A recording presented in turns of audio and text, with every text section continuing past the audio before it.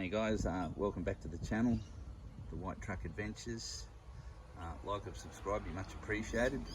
This video will go through the inside of the cab from the driver's point of view. So we'll just go and hop in it now.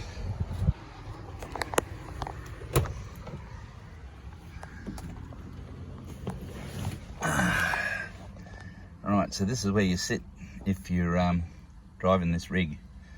Off to the right here we've got my triple pod gauges, which are on the bottom is my dual volt gauge and amp meter coming straight off the alternator. Then my boost, I didn't see anything above 16 ever. Lucky to get the 14 the way I drive it.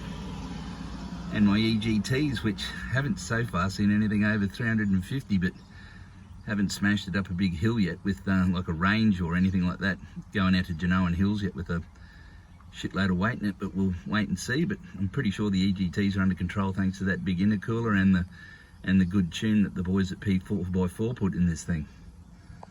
Up the front here I had to go and get a King's heads up display because we realised when you were doing 80 kilometers an hour by the speedo in this rig, you're actually doing about 97 by the GPS. And I know why, because this rig has got 4.3 diff gears in it with the standard 5-speed auto gearing and is running 33s, which makes your speedo out quite a considerable bit. So luckily I didn't get a ticket until I discovered that.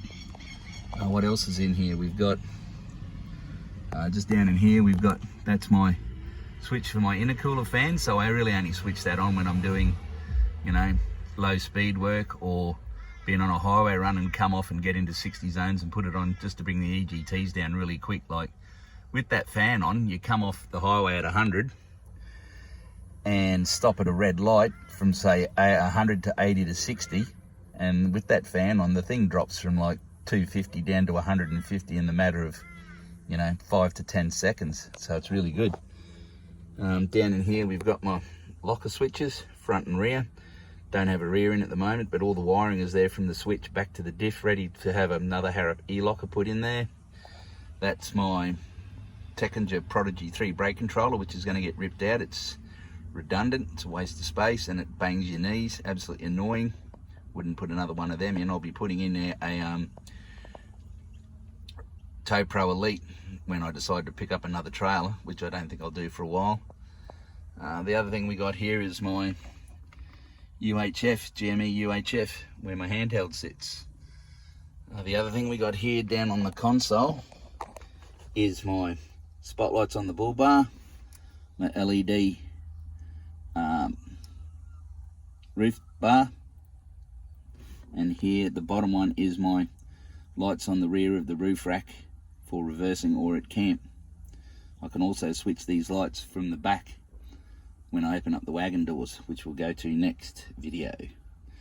But otherwise, yeah, she's pretty stock in here. It's got the black duck canvas seat covers in it, which when you look underneath these seat covers, I don't know how long they've been on for. It looks like they've been on here for probably about over 10 years. The seats are still like brand new underneath, but I have noticed that they're just as bad as leather. When they sit in the sun, you jump in and you burn your bum pretty bad. And when on a drive in the heat without the aircon on, you end up getting a pretty sweaty back because they don't seem to breathe too good. But yeah, she's not too bad for a 20-year-old truck inside. So the next one will be, and that's my lock because I'm paranoid about people stealing good trucks. Otherwise, yeah, there's nothing else in here that's really from stock. Thanks, guys.